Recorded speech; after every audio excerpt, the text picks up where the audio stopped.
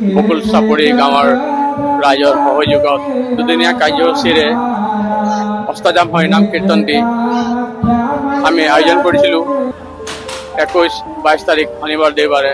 ইয়াৰ সকলো চাপৰিবাসী ৰাইজৰ সহায় সহযোগেৰে দিনে ৰাতি যি কষ্ট কৰিছিলে অৰিহণা দি আমাৰ এই অষ্টাজাম হৰিনাম কীৰ্তন দি আগবঢ়ালে আৰু অনাগত দিনত যাতে এই অষ্টাজাম হৰিনাম কীৰ্তন দি ৰাইজে আগবঢ়ায় তাৰে কামনা কৰিছোঁ।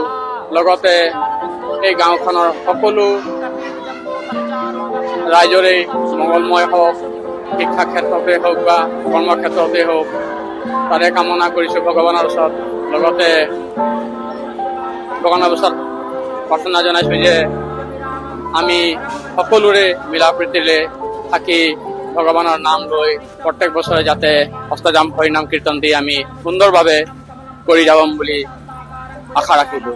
ধন্যবাদ। ৰাইজ তথা লাহোৱাল চাপৰিবাসী সহায় সহযোগত আৰু আমাৰ লাহোৱাল চাপৰিবাসীৰ নামঘৰৰ যি সাংস্কৃতিক কেন্দ্ৰ আজি 16তম বাৰ্ষিক অখণ্ড হৰিকীৰ্তন উদযাপন সমিতি যোৱা শনিবাৰ 3টা বজাৰ পৰা আজি আবেলি দেওবাৰ 3টা বজাত 24 ঘণ্টা অখণ্ড অষ্টাজাম হৰিকীৰ্তন সমাপ্ত হ'ল আৰু সমূহ ভক্তপ্ৰাণ ৰাইজলৈ ধন্যবাদ থাকে যিসকলে আমাক সহায় সহযোগ কৰিলে তথা চাপৰিবাসী ৰাইজকো ধন্যবাদ জ্ঞাপন কৰিলোঁ।